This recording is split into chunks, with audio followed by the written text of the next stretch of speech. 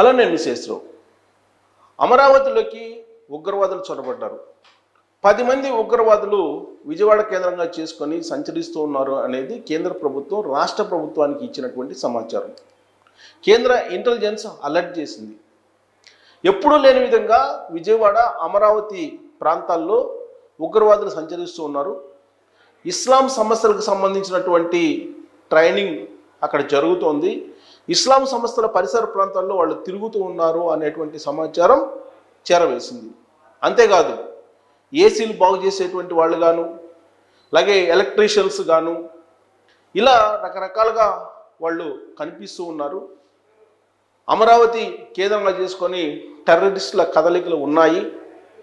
వాళ్ళు అమరావతికి సంబంధించినటువంటి పనులు వేగంగా జరుగుతున్నటువంటి క్రమంలో అక్కడ వర్కర్స్గా ఉన్నటువంటి వాళ్ళల్లోనే కొంతమంది అక్కడ ఎలక్ట్రీషియన్స్గా ఎంటర్ అయ్యారు అనేటువంటి సమాచారం ఇప్పుడు కేంద్ర నిఘా వర్గాలు ఆంధ్రప్రదేశ్ రాష్ట్రానికి చేరవేశాయి.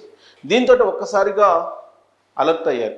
గతంలో ఎప్పుడు టెర్రరిస్ట్ అటాక్స్ భారతదేశంలో జరిగినప్పటికీ ఏ మూల జరిగినా హైదరాబాద్లో మూలాలు ఉండేవి. హైదరాబాద్కు సంబంధించినటువంటి మూలాల మీద విచారణ చేసేవాళ్ళు. పాత బస్తీని బేస్ చేసుకొని ఉగ్ర మూలాలు ఉండేవి అనేది గత చరిత్ర అంతా కూడా చెప్తుంది.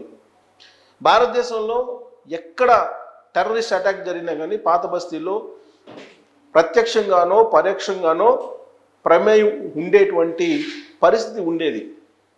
ఇప్పుడు రాష్ట్ర ప్రభుత్వం అలర్ట్ అయిపోయింది. తెలంగాణ రాష్ట్ర ప్రభుత్వం టెర్రరిస్టులకు సంబంధించిన కదలికల్ని ఎప్పటికప్పుడు పసిగడుతూ ఉంది. కానీ ఆంధ్రప్రదేశ్ కొత్తగా రాజధాని ఏర్పడుతున్నటువంటి రాష్ట్రం. ఇప్పుడు రాజధాని పనులు చాలా వేగంగా జరుగుతూ ఉన్నాయి. ఇలాంటి పరిస్థితుల్లో అనేక మంది ఇతర ప్రాంతాల నుంచి అక్కడికి వచ్చి కూలీలుగా పనిచేస్తూ ఉన్నారు. రకరకాలుగా సాంకేతికపరమైనటువంటి అనుభవం ఉన్నటువంటి వాళ్ళు, ఆ అనుభవం లేనటువంటి వాళ్ళు, రకరకాల పనులు చేసేటువంటి వాళ్ళు అక్కడికి వస్తూ ఉన్నారు.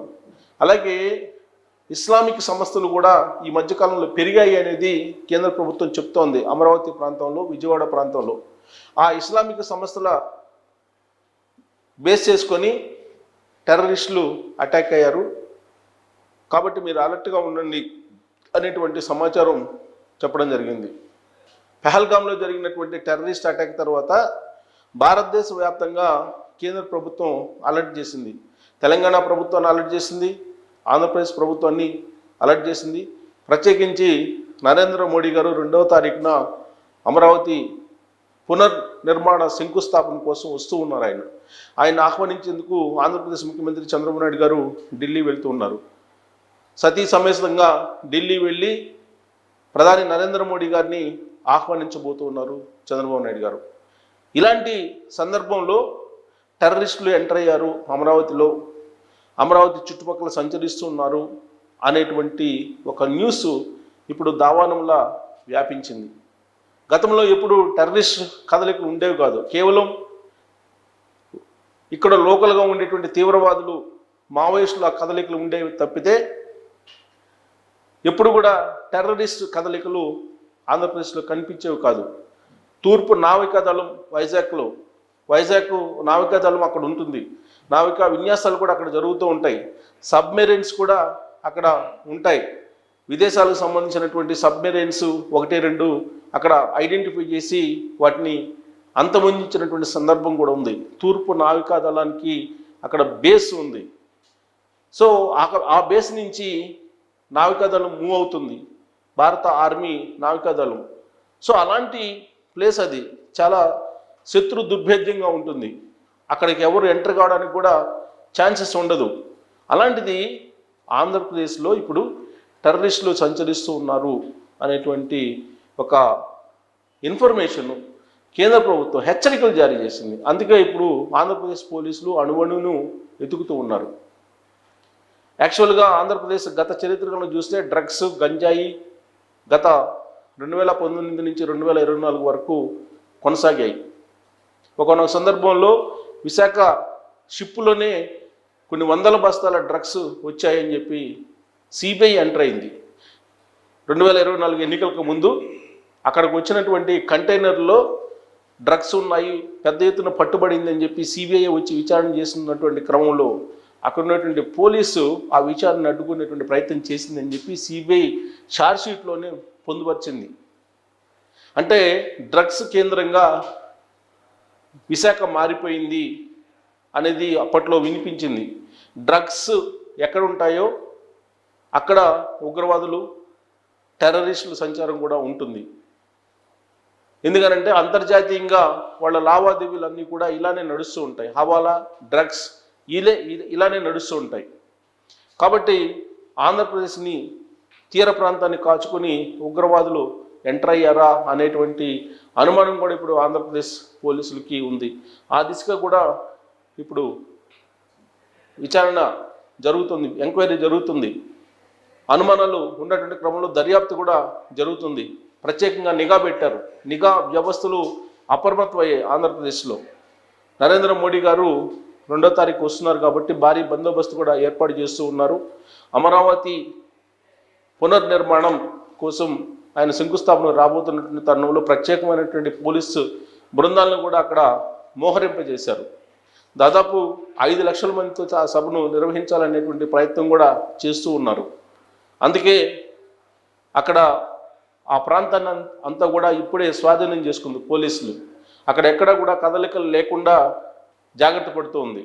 పైగా కేంద్ర ఇంటెలిజెన్స్ ఇచ్చినటువంటి సమాచారం ప్రకారం అమరావతి ప్రాంతంలోనే ఉగ్రవాదులు సంచరిస్తున్నారు, దాదాపు 8 నుంచి 10 మంది వరకు అంటే నరేంద్ర మోడీ గారు సభకు వస్తున్నారు కాబట్టి వాళ్ళు ఏదైనా కుట్ర పన్నుతున్నారా అనేటువంటి అనుమానాలు కూడా వ్యక్తమవుతూ ఉన్నాయి. మరోవైపు దేశవ్యాప్తంగా కూడా మళ్ళీ ఉగ్రదాడులు జరిగేటువంటి అవకాశం ఉంది అనేది ఇంటెలిజెన్స్ సమాచారం, కేంద్ర ఇంటెలిజెన్స్ సమాచారం. పైగా ఉగ్రవాదులు రెచ్చిపోతూ ఉన్నారు.